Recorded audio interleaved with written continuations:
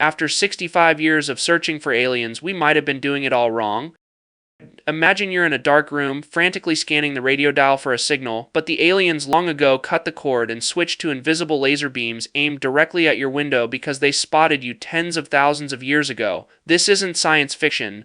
A serious new astronomy paper suggests it's time we change the way we listen to the cosmos.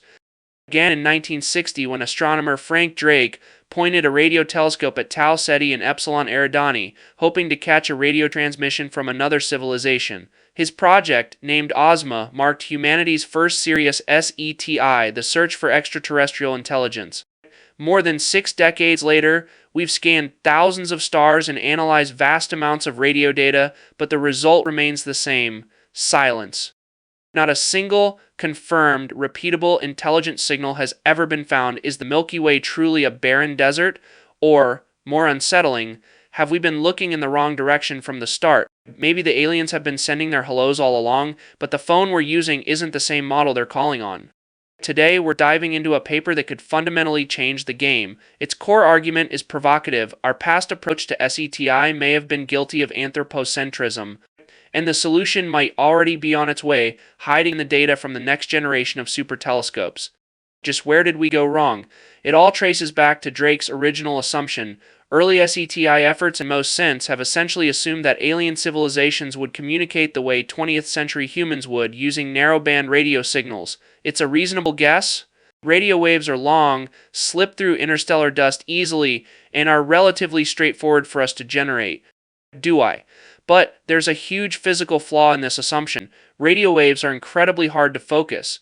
Think of it like trying to light up a coin hundreds of kilometers away with a wide-beam flashlight. According to antenna theory, a signal's divergence angle is proportional to its wavelength and inversely proportional to the aperture size. If a civilization 100 light-years away wanted to blanket Earth's entire orbit with a radio signal just to make sure we'd catch something, they'd need a radio array with a baseline of 1,000 kilometers. Praying, and even then, by the time that signal reached our solar system, it would have spread out over a sphere with an area 140 billion times that of Earth's surface. To make such a diffuse signal stand out above the Milky Way's natural radio noise would require an almost inconceivable amount of power. That's why early SETI scientists came up with a clever workaround. Instead of hunting for broadband, power-diluted signals, they looked for narrowband signals. Energy squeezed into a razor-thin frequency range. The most famous hunting ground is the so-called water hole, a quiet patch of spectrum nestled between the emission lines of hydrogen and hydroxyl, the most abundant elements in the universe. It seemed like the perfect interstellar watering hole. Despite all that ingenuity, the narrow-band radio strategy has turned up nothing. Time to rethink our foundations. Enter Ben Zuckerman, a veteran SETI researcher who's been involved in the field for decades. In a recent paper, he offers a sobering argument. Any civilization we're likely to detect is almost certainly far more advanced than we are. We are the newborns in this galactic club. The logic is cold and statistical. Suppose the average technological civilization lasts about 10,000 years. We've been radio capable for just a century. That puts us in the youngest 1% of all civilizations out there. Even if the average lifespan is only 1,000 years, we're still younger than the vast majority. And if it's just a few hundred years, the chance of 2 civilizations' broadcast windows overlapping is a minuscule 1 in 100 million. In other words, if SETI ever succeeds, the signal won't come from a 20th century clone. It will come from a civilization that has existed for millennia with technologies we can barely imagine. So what would such an advanced civilization use to communicate? First, they'd likely have moved beyond bulky radio transmitters and switched to lasers. Visible and infrared light have wavelengths tens of thousands of times shorter than radio, which means they can be focused far more tightly. To put it in perspective, gone the 1,000 km radio array needed to cover Earth's orbit at 100 light-years could be replaced by a 1-meter laser aperture to achieve the same focusing power. If they really wanted to crank it up, they could build a space-based laser interferometer hundreds of kilometers across, and then they wouldn't be aiming for a whole orbital zone. They'd be aiming directly at a single planet like a laser pointer with surgical precision.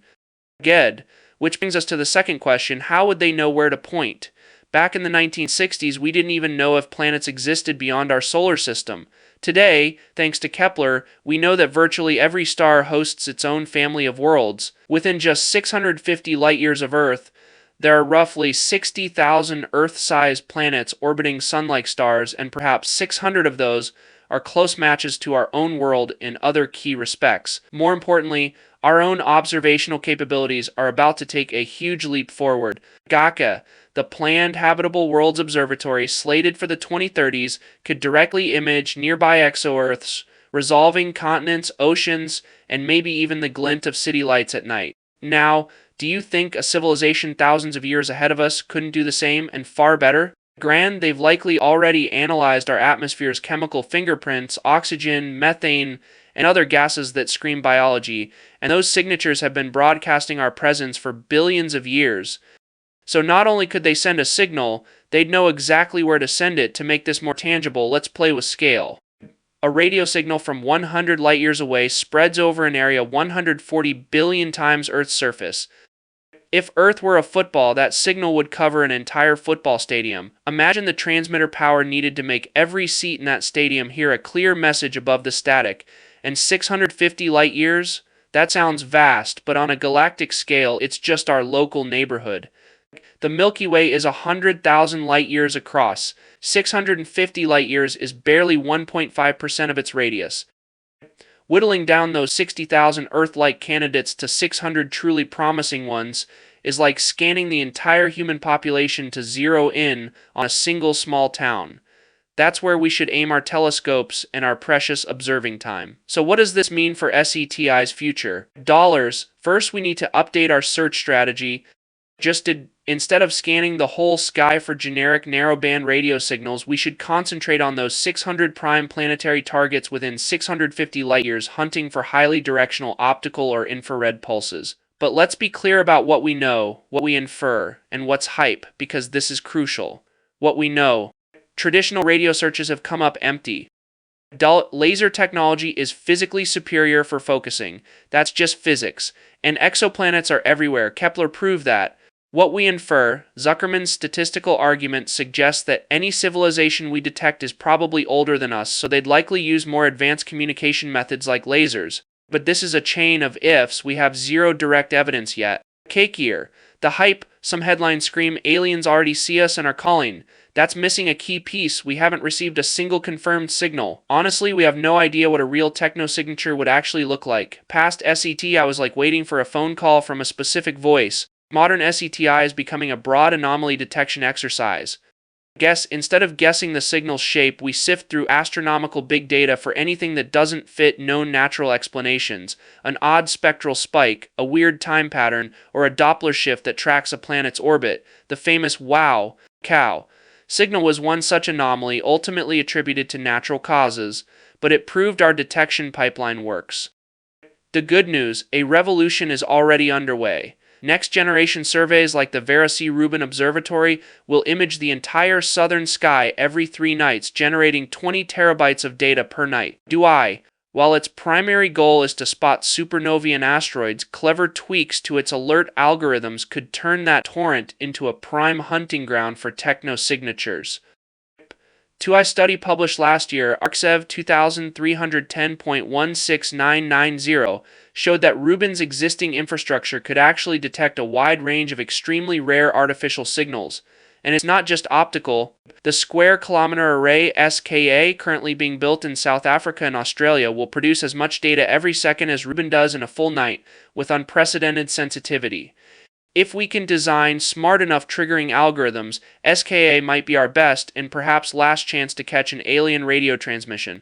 Our eyes on the universe have never been sharper or wider. They'll capture the birth and death of stars, galaxies, and cosmic phenomena we've never even dreamed of. Just somewhere in that flood of data there might be a greeting from another intelligence. We're learning not to prejudge what that alien phone call will sound like. We're letting the data speak for itself. Perhaps one day soon a screen will flash a quiet notification. Hey, we found something odd, but definitely patterned. Jess, if that day ever comes, we'll know for the first time we are not alone. Welcome to The Last Signal. We bring you the latest cosmic stories, weird discoveries, and grounded answers to the universe's biggest questions every week. See you next time.